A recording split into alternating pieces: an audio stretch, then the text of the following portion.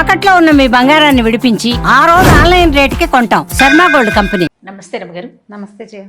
రమగారు, పిల్లలకి సంబంధించి వాళ్ళకి కొంచెం ఒంట్లో బాగోకపోయినా లేకపోతే బాగా చదువుకోవాలన్నా భయపడుతున్నా మనం రకరకాల మంత్రాలు లేకుంటే చదువుకోవాల్సిన ఏదైనా దేవుడికి సంబంధించిన ఒక 2 లైన్లు పద్యాలు అలాంటివి నేర్పిస్తూ ఉంటాము. హనుమాన్ చాలీసా చదువుకోండి అనో భయపడుతుంటే అట్లా చెప్తాం. బాగా చదువుకోవాలంటే దానికి సంబంధించిన విధి విధానం ఉంటుంది. అయితే జీవితంలో ముందుకు వెళ్ళాలి, వీళ్ళు ఎక్కడా ఇబ్బంది పడకూడదు, అంత సాఫీగా జరగాలి, ప్రతి తల్లిదండ్రి కోరుకుంటాం కదా. వీటికి సంబంధించి ప్రత్యేకించి ఏమన్నా ఉన్నాయా రమగారు? అంటే ఇప్పుడు మామూలుగా మంత్రాలు అనుష్ఠానాలు అందరూ చేయలేరు కదా జయ. ఫలానా మంత్రం, ఆ మంత్రం చెప్పడం నాకే తెలీదు. మంత్రాలు అనగానే వాటికి ఒక విధి విధానం ఒక రకంగా పాటించాలి, ఒక నియమం, తర్వాత ఏమో గురువు దగ్గర నుంచి ఉపదేశం చాలా ఉంటాయి. అవన్నీ చేయలేకపోతాం. మనం తేలిగా ఏం చేస్తాం, శుక్లాంబరత్నం నేర్పిస్తాం, ఇక ఆంజనేయ స్వామి మనోజవం నేర్పిస్తాం, దండకం నేర్పిస్తాం, వినాయకుడికి ఏవో 4 పద్యాలు నేర్పిస్తాం. అయితే తల్లులు చేసేందుకు ఒక మంచి ప్రక్రియ ఒకటి ఉంది జయ. మా ఇంట్లో చాలా కాలంగా చేస్తున్నారు మా అక్కయ్యలంతా, ఎంతకాలం నుంచో తెలుసు నాకు ఇది. ఇది ఒక ప్రత్యేకమైన విధానం. మామూలుగా సాధారణంగా మనకి ఎట్లా చెప్పుకుంటాము, రామాయణం ఆది కావ్యం. అవునండి. వాల్మీకి ఆది కవి. మానవ జీవితానికి వరబడి సీతారాములే, రాముడే మనకి ఆది అత్యద్భుతమైన, అంటే అనుసరించదగిన మానవుడు రాముడు. ఆయన తాలూకు ప్రతి విషయము మనం ఆచరణీయమే. అది మనకి ఆయన అన్నయ్యగా చాలా అద్భుతమైన వాడు, కుమారుడుగా చాలా అద్భుతమైన వాడు, భర్తగా పరమాద్భుతమైన వాడు, రాజుగా ఇప్పటికీ మనకి రామరాజ్యమే కావాలని కోరుకుంటాం. ఈ రాముని కథను రాసిన రామాయణమే మనకి ఆది కావ్యం, పరమ పవిత్రమైన గ్రంథం. అదే కదా మన మొట్టమొదటి కథ. అయితే ఈ రామాయణంలోంచి కొన్ని శ్లోకాలని మనం చదువుకోవచ్చు. దీనికి గురూపదేశం అక్కర్లేదు, పెద్దగా నియమాలు ఏం లేవు. రోజువారీ దేవుడికి పెట్టుకుని ఏదో చదువుకుంటారు కదా, దేవుడికి చదువుకునే విధానం ఇంచుమించు చాలా ఇళ్లలో ఉంటుంది. పెద్దవాళ్ళు మా ఇళ్లలో లేదండి అంటారు, మా ఇంట్లో లేదండి. లేకపోయినా కూడా ఈ రోజుల్లో ఏం చేస్తారు, ఇలా 4 మంచి చాగంటి వారివని, తర్వాత సామవేదం వారివని ప్రవచనాలు విని దీపం పెట్టుకోవాలని, దేవుడికంటూ ప్రత్యేకంగా ఒక గూడు పెట్టాలని, సాయంకాలం అయ్యేసరికి కాస్త ధూపం వేయాలని అందరూ నేర్చుకుంటున్నారు. రెండోది ఏంటంటే, మనం ఉన్న ప్రస్తుత పరిస్థితుల్లో బలవత్తరమైన దైవ సహాయం కావాలని ప్రతి వాళ్ళు కోరుకుంటారు. అది నేను పెద్దగా నమ్మను అని బయటికి చెప్పినా నమ్మకం అనేది లోపల భాగాల్లో ఉండేది, లోపల ఉంటుంది. అది ఎవరికి చెప్పక్కర్లేదు కూడా. అవును, నేను ఫలానా చేస్తే, నేను మా ఇంట్లో దీపం పెట్టుకుంటాను, నేను రోజు దీపం పెడతాను అని ఎవరికైనా ఎందుకు చెప్పాలి? నేను అన్నం తింటాను అని చెప్పం కదా మనం. సహజంగా జరిగేది. దీపం పెట్టుకోవటము, దండం పెట్టుకోవటము కూడా అత్యంత సహజమైనవి. దండం పెట్టుకోవడం సహజం, దీపం పెట్టుకోవడం కూడా అలాగే, మరీ సహజం. అది అలాగే అయిపోయింది. ఇప్పుడు దీపం పెట్టుకోకపోయినా ఒట్టిగా ధూపం వెలిగించిన, అగరవత్తి వెలిగించి దేవుడి పటం, ఏదైనా ఒక రాముల వారి పటము, ఒక వెంకటేశ్వర స్వామి పటము లేని ఇల్లు ఉంటుందా? హిందువుల ఇళ్లలో ఉండదు. ఏదో ఒక స్వామి దేవాలయం ఖచ్చితంగా ఉంటుంది. ఓ బాబా గారని, ఒక వినాయకుడని, ఓ కృష్ణుడని, ఓ రాముల వారని, ఓ నరసింహస్వామిని, ప్రతిమైన ఉంటుంది. ఖచ్చితంగా ఒక్క దేవుడి ఫోటో అయినా ఉంటుంది. ఏ శుక్రవారమో శనివారమో ఎప్పుడో ఒకప్పుడు ఓ దండం పెడతాం. ఏదైనా భయం వేసినప్పుడు దేవుడా అని దండం పెట్టుకోవడానికి కూడా ఒక ప్రతిమ కావాలి మనకి. అవును. ఇట్లా ఎంతో కొంత చేసుకునేవాళ్ళు. దేవుడి కోసం ఏదైనా చేసుకోవాలి ప్రత్యేకంగా, పిల్లల భవిష్యత్తుకి బాగుండాలి అంటే రామాయణంలో కొంచెం ఒక ప్రత్యేకమైన ఘట్టంలో సీతాదేవి చెప్పిన 4 శ్లోకాలు చాలా అనుసరణీయమైనవి, ఆచరణీయమైనవి. సులువు, కష్టం ఏమి లేదు. శ్లోకాలు కష్టం కాదు. ఇది ఏ సందర్భంలో అమ్మవారు, ఇది సీతా అమ్మవారు చెప్పారో చెప్దాం. సుందరకాండ అంటే ఎప్పుడు, ఇది సీతా అన్వేషణ అప్పుడు ఆంజనేయ స్వామి తదితరులు బయలుదేరారు సీతాదేవిని అన్వేషిస్తూ. రావణాసురుడు సీతను తీసుకెళ్లిపోయాడు. రామలక్ష్మణులు ఇద్దరు కిష్కిందకు వచ్చి సుగ్రీవుడితో స్నేహం చేశారు. సుగ్రీవుడు వీళ్ళ సఖ్యానికి బదులుగా కొంతమంది వానరులను పంపించి సీతను వెతికిస్తానని చెప్పాడు.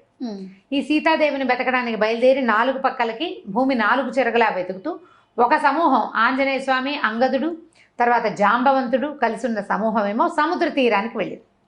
అక్కడ వాళ్ళకి సంపాతి అనే ఒక గద్ద వల్ల, జటాయువు యొక్క అన్నయ్య ఆయన వల్ల సముద్ర లోపల ఉన్నటువంటి లంకలో ఒక స్త్రీని ఈయన తీసుకెళ్ళాడని తెలుసుకున్నారు. అక్కడి నుంచి ఏం చేశాడు ఆంజనేయ స్వామి, మిగిలిన వాళ్ళంతా మేము ఇది దూకగలము, దాటగలము అని ఒక్కొక్కళ్ళు చెప్తున్నారు. మేము ఇంత దూరం వెళ్ళగలం, సముద్రాన్ని దాటగలం ఒక గంతులో అంటే. ఆంజనేయ స్వామి నిశ్శబ్దంగా కూర్చుంటే ఈయన జాంబవంతుడు ఏం చెప్పాడంటే, మనందరికంటే కూడా ఎక్కువ శక్తిశాలి ఆంజనేయుడు, నువ్వు వెళ్ళగలవు అని ఈయనకి ఈ కిష్కింద కాండలోనే ఇదంతా ఉంటుంది. సుందరకాండ స్టార్టింగ్ ఏంటంటే ఆంజనేయ స్వామి తన శక్తిని జ్ఞాపకం చేసుకుని ఇక్కడి నుంచి ఎగిరి లంకానగర ప్రవేశం చేయటం. పూర్తిగా ఆంజనేయ స్వామి యొక్క తెలివితేటలు, ఆయన గొప్ప, ఆయన శక్తియుక్తులు, ఆయన యొక్క ఎంత ప్రభావాతిశయాలు కలిగిన వాడు, అవన్నీ కూడా మనకు సుందరకాండలో కనపడతాయి. ఈయన అక్కడికి వెళ్ళాడు, సముద్ర లంఘనం చేశాడు, లంకిడిని పడగొట్టాడు. అశోకవనంలో సీతాదేవిని చూసి ఇప్పుడు రాజును చూడాలి, ఈ లంకకి రాజు ఎవడో అతన్ని కలుసుకోవడం కోసం అశోకవనాన్ని ధ్వంసం చేసేసాడు. వాళ్ళు పట్టుకున్నారు. వచ్చిన వాళ్ళని కొంతమందిని సంహరించేశాడు. అక్షకుమారిని సంహరించి బ్రహ్మాస్త్రానికి కట్టుబడి, అది కూడా కేవలం బ్రహ్మయందు గౌరవం వల్ల, అంతేగాని బ్రహ్మాస్త్రాన్ని కూడా ఆయన కట్టుబడ్డు. ఆయన ప్రధాన లక్ష్యం ఏంటి? రాజును చూడాలి. బ్రహ్మాస్త్రానికి తల ఒగ్గి వెళ్ళాడు. వెళ్ళిన తర్వాత ఇది చెప్పాడు, మీరు సీతాదేవిని మాకు ఇచ్చేసేయి అని. రావణాసురుడు ఒప్పుకోవాలి, చంపేయమన్నాడు. అయితే దూతోనవత్స్య అని చెప్పాడు విభీషణ్, దూతను చంపకూడదు అంటే నిజం చంపకూడదు. అయితే ఇది వచ్చిన దూత మానవుడు కాదు, వానరం. వానరానికి ప్రధానమైనది ఏమిటి? తోక. ఆ వాలానికి నిప్పెంటించండి, దీని రోగం కుదురుతుంది అన్నాడు ఆయన. ఈ వచ్చిన ఆంజనేయుడిని ఒకడు సముద్రం మొత్తాన్ని లంఘించి 100 యోజనాలు దాటగలిగిన వానరం సామాన్యమైనది కాదన్న ఇంగితం పడలేదు రావణాసురుడు. వ్యామోహం అలాంటిది. వ్యామోహం, తన శక్తి మీద ఆయనకున్న అపారమైన విశ్వాసం, నమ్మకం, దాంతో తోకకి నిప్పంటించారు. ఈయన ఏం చేశాడు? తన తోకకి నిప్పంటితే ఊరుకోకుండా లంకకి నిప్పంటించాడు.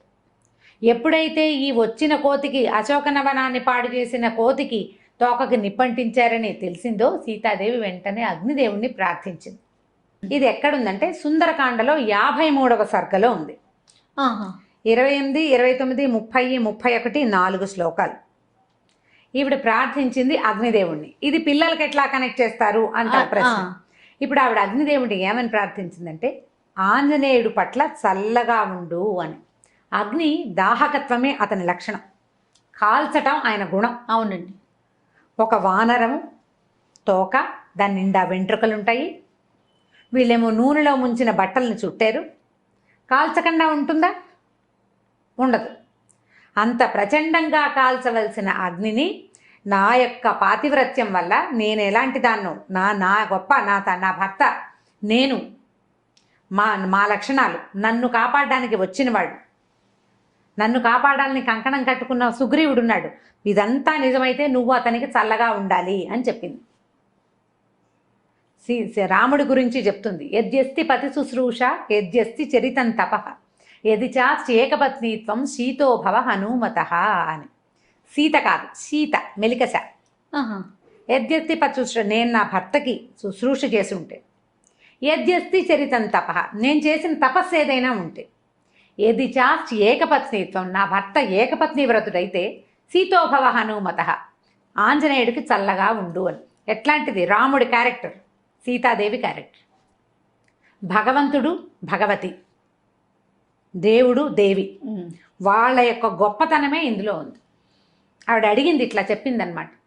తర్వాత ఎదికించిదనుక్రోశస్తస్య మయ్యస్తి ధీమత ఎదివా భాగ్యశేషో మే సీతోభవ హనుమత. ఎదిగంటే నా పట్ల నా భర్తకి బాధ ఉంటే, నా మీద అనుక్రోశం, అయ్యో నేను ఇలా తప్పిపోయాను, నన్ను ఎవరో తీసుకుపోయారన్న దుఃఖం నా భర్తకు ఉంటే, ఆయనకు ఉందా లేదా?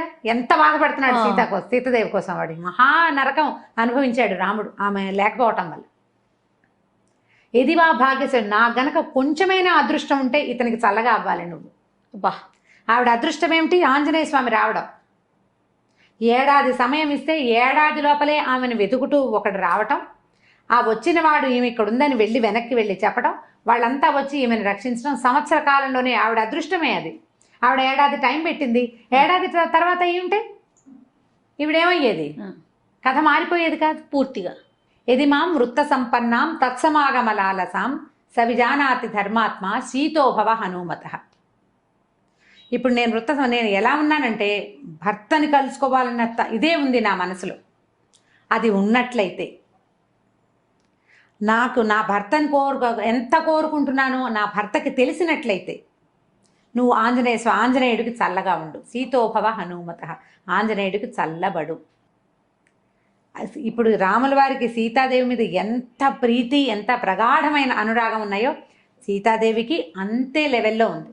అందుకని ఆవిడ అక్కడ రాజ్యశోభని వదిలిపెట్టేసి రాజ్యంలో ఉండకుండా నీకేం అభ్యంతరం లేదు, నువ్వు ఉండమన్నారు, అయినా సరే నేను ఆయనతో ఉండను. పాటు వనవాసానికి వచ్చాను. వనవాసానికి వచ్చేసింది. ఆయన్నే వెళ్ళమన్నారు, ఈవిడ్ని వెళ్ళమని అనలా. అవును, భర్తను వదిలిపెట్టలేక వచ్చేసింది. వాళ్ళిద్దరికి ఎంత పరస్పరమైన అనురాగం ఉంది. ఈ దేవీ దేవతలకు ఉన్న పరస్పరమైన అనురాగం ఒక భార్యాభర్తల మధ్య ఉన్న ప్రగాఢమైన అనురాగానికి గుర్తు అనమాట, ప్రతీక. దాని ప్రతీక అదే చెప్తుంది. తర్వాత యదిమాం తారయే దార్య సుగ్రీవ సత్యసంగర తస్మాత్ దుఃఖాంబు సంరోధాత్ శీతోభవ హనుమత. నా దుఃఖం ఆగడానికి నన్ను కాపాడాలని సత్యసంధుడైన సుగ్రీవుడు ప్రయత్నిస్తూ ఉంటే ఈ దుఃఖాన్ని అణచుకోవాలి నేను. ఈ దుఃఖం అణగాలంటే నువ్వు ఆయనకి చల్లగా ఉండాలి, ఆంజనేయుడికి. నా దుఃఖం పోవాలంటే సుగ్రీవుడు వచ్చి నన్ను రక్షించాలి. ఇప్పుడు ఇతను వెళ్ళాలి కదా, ఈయన వెళ్తే నేను రక్షించబడి అక్కడికి వెళ్తే నా దుఃఖము కష్టము నన్ను కాపాడాలని సత్యసంధుడైన సుగ్రీవుడు ప్రయత్నిస్తున్నాడు. ఇది జరగాలంటే నువ్వు చల్లబడు అని అగ్నిదేవుణ్ణి ఆజ్ఞాపించింది. ప్రార్థించినట్టు చెప్తారు. ఆవిడ ప్రార్థించింది కానీ అది ఒట్టి ప్రార్థన కాదు, ఆజ్ఞ. నేను పతివ్రతని, నువ్వు ఆగు అంటే ఆగాలి. నేను పతివ్రతనైతే, నా భర్త ఇట్లాంటి వాడైతే, మా ఇద్దరికి పరస్పరమైన అనురాగం ఉంటే, నాకు అదృష్టం ఉంటే, అంటే ఉన్నాయి ఉన్నాయి ఉన్నాయి ఉన్నాయి అని ఒప్పుకోవాలి. చెప్పకనే చెప్తున్నారు.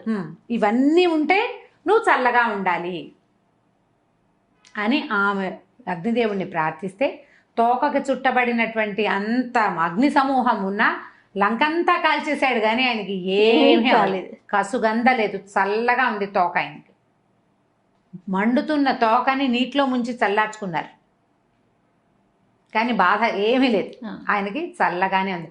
అగ్నిని ఆర్పారు కానీ బాధ కాదు.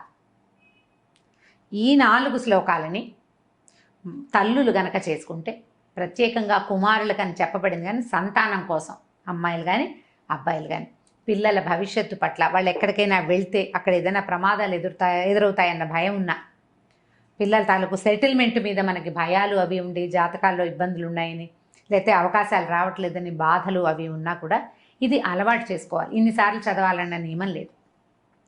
నియమం పెట్టుకోవడానికి ఒక చిన్న పద్ధతి ఉంది, కావాలంటే చెప్తాను అది కూడా. రోజువారీ మనం చదువుకునే స్తోత్రాల్లో ఈ 4 శ్లోకాలు చదువుకోండి. చాలా సింపుల్. 53వ సర్గలో ఉన్నాయి. తప్పకుండా 28, 29, 30, 31 డిస్క్రిప్షన్ బాక్స్లో పెడదాం ఈసారి. లాస్ట్ టైం పెట్టలేదని అందరు అడిగారు. ఈ శ్లోకాలు 4 వితౌట్ మిస్టేక్స్ పెడదాం తప్పకుండా. సో ఇవి గనక చదువుకుంటే పిల్లల భవిష్యత్తుకి భయం ఉండదు, భద్రత ఉంటుంది. భగవంతుడు వాళ్ళ వెనకాల నిలబడి కాపాడతాడు. రామాయణంలో ప్రతి అక్షరము మంత్రమేనని చెప్తారు. ప్రతి శ్లోకానికి దానికి ప్రత్యేకమైన శక్తి ఉంది.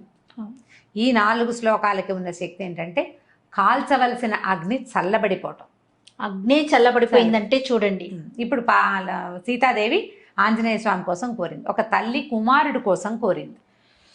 అట్లా మనం గనక మన పిల్లల కోసం కోరుకుంటే ఈ పని అవుతుంది. ఒకవేళ మనకి ఏదైనా ప్రత్యేకమైన సమస్య అలా ఉందనుకోండి, 40 రోజులు పెట్టుకోండి. అది ఎట్లా చేయాలంటే ఈ పిల్లల జన్మ నక్షత్రం నాడు మొదలుపెట్టి 40 రోజుల పాటు రోజుకి ఇన్నిసార్లు అని, అది మీరు 11 సార్లు పెట్టుకోవచ్చు, 21 సార్లు పెట్టుకోవచ్చు, 40 సార్లు కూడా పెట్టుకోవచ్చు. ఈ 40 రోజులు అయిన తర్వాత ఎక్కడైనా ఒక ఆంజనేయ స్వామి దేవాలయంలో పానకం చేయించటము, ఏ వడమాల వేయించటము, ఆకుపూజ చేయించటము, అట్లా ఏదైనా చేసుకోవచ్చు. నిత్యము ఇట్లా 40 సార్లు అట్లా ఎక్కువ సార్లు చేస్తున్నారనుకోండి, ఓ చిన్న గ్లాసు బెల్ల పానకాన్ని నివేదనగా పెట్టండి ఆంజనేయ స్వామికి. చాలా ఫలితం లభిస్తుంది. వీటితో పాటుగా శ్రీరామనామాలు చదువుకోండి. ఇవి చదివాక శ్రీరామ జయరామ సీతారామ అట్లా తారక మంత్రాన్ని కనుక చదువుకుంటే ఎక్కువ సార్లు మంచి శాంతిగా ఉంటుంది, చాలా ఉపయోగపడుతుంది. ఇప్పుడు మనం ఎలా అంటే ఇలా ఏదైనా ఒక శ్లోకాన్ని ఒక స్తోత్రాన్ని సొంత విషయాల కోసం వాడుకోవచ్చా అని ప్రశ్న వస్తుంది సాధారణంగా. తప్పకుండా వాడుకోవచ్చండి. మహర్షులు మనకు అందించింది మన జీవితాలు బాగుపడటం కోసమే. ఇప్పుడు దుర్మార్గుడైన కుమారుని కాపాడాలని అలాంటి భావాలతో ఉన్నా కూడా పిల్లలకి సజావైన ప్రవర్తన. కరెక్ట్. వాడు దుర్మార్గుడు, వాడు ఏదో చెడ్డ పని చేశాడు, వాడు రక్షించబడాలి, వాడు జైలు అయిపోకూడదు, ఏదో అందరూ దొరికిపోకూడదు అని భావించి మీరు చదువుకుంటున్నారు అనుకోండి. అది కూడా తల్లుల ఇంటెన్షన్ ఏంటి, నా పిల్లాడు బాగుండాలని. బాగుపడతారు పిల్లలు. దుష్ప్రవర్తన ఉన్న పిల్లల కోసం కూడా ఇది తల్లులు గనక చేస్తే వాళ్ళ ప్రవర్తనలో కూడా మార్పులు వస్తాయి. చాలా ఉపయోగపడుతుంది. మనకి పూర్వం నుంచి పెద్దవాళ్ళు చెప్తున్నదే రామాయణ అంతర్గత శ్లోకాలు ఇట్లా చాలా చోట్ల మనకు చెప్పబడతాయి. ఇది ఎక్సలెంట్గా పిల్లలకి సహాయకారిగా ఉంటుంది, తల్లులకి మనోధైర్యాన్ని ఇస్తుంది. ఆలోచించి చేసుకోండి నిదానంగా. చాలా అద్భుతమైన విషయం చెప్పారు రమ్మగారు. నమస్తే. నమస్తే చెయ్యి.